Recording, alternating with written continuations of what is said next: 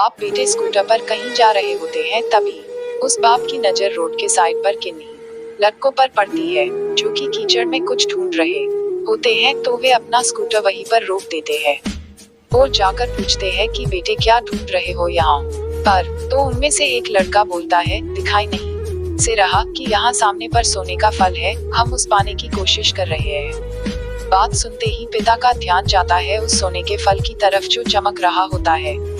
फिर उनके माइंड में कुछ इमेजिनेशन बनने लगती है कि काश ये फल मेरे बेटे के पास में आ जाए तो न सिर्फ उसकी मेरी भी जिंदगी बदल जाएगी। तो बिना सोचे समझे वे अपने बेटे को उस कीचड़ में धक्का मार देते हैं और बोलते हैं कि तुझे किसी भी कीमत पर वो फल लेकर आना है। लेकिन बेटे को वो फल नहीं चाहिए होता है, उसके अपने कुछ और ही सपने होते हैं।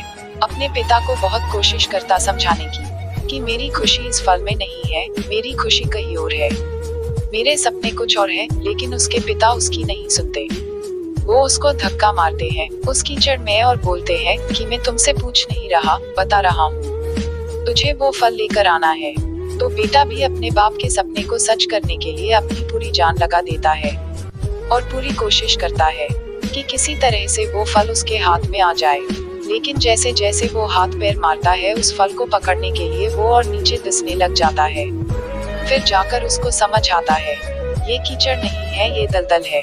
वो चीखता है, चिल्लाता है, अपने पिता को आवाज लगाता है, लेकिन उसके पिता उसकी एक नहीं सुनते।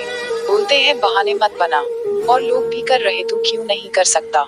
तो फिर वो एक बार पूरी कोशिश करता है, अपनी जी जान लगाता है, लेकिन उसके बाद भी उसके हाथ में कुछ नहीं आता और वो धीरे धीरे नीचे धंसने लगता है। फिर अंत में मर जाता है। तब जाकर के उसके पिता को एहसास होता है कि उससे कितनी बड़ी गलती हो गई। वो वहीं बैठ करके रो रहा होता है, चीख रहा होता है, चिल्ला रहा होता है।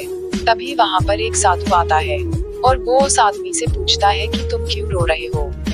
फिर वो आदमी उस सोने के फल की ओर इशारा करते हुए उस साधु को अपनी पूरी बात बताता है और बोलता है, इसमें मेरी क्या गलती है, मैंने तो जो कुछ भी किया वो अपने बेटे की खुशी के लिए किया।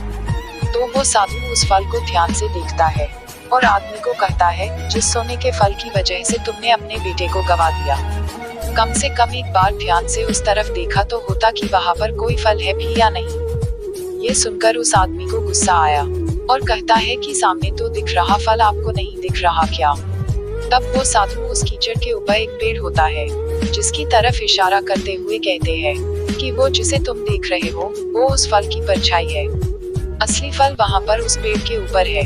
फिर वो साधु उस आदमी को बोला कि अपने बेटे को धक्का देने के बजाय उसको बताने के बजाय कि तेरी खुशी किस में है, अगर तुमने उसे पूछा होता कि बेटा बता तू क्या करना चाहता है और तेरी खुशी किस में है, तो ना सिर्फ तुम्हारा बेटा जिंदा होता बल्कि हो सकता है कि उसके हाथ में वो असली सोने का फल भी होता।